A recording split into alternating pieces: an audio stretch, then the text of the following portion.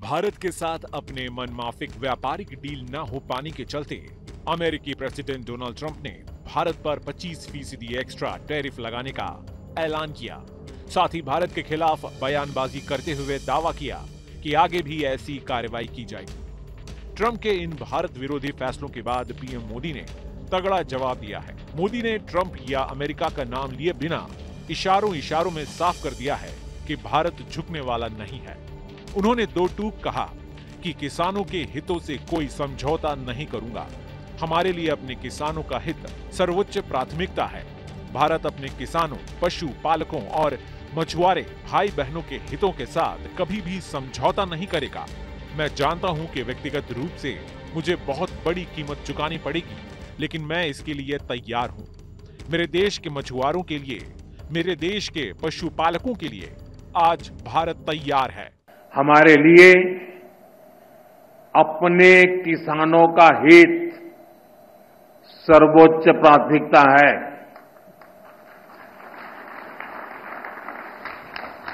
भारत अपने किसानों के, पशुपालकों के और मछुआरे भाई बहनों के हितों के साथ कभी भी समझौता नहीं करेगा।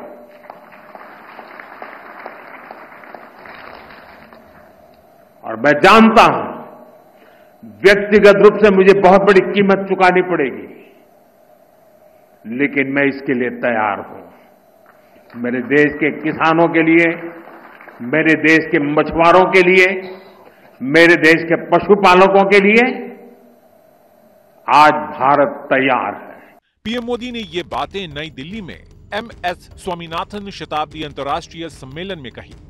कई दिनों से ट्रंप भारत के खिलाफ बयानबाजी कर रहे थे। ऐसे में माना जा रहा था कि मोदी उनका जवाब जरूर देंगे और उन्होंने नाम लिए बिना जवाब भी दिया।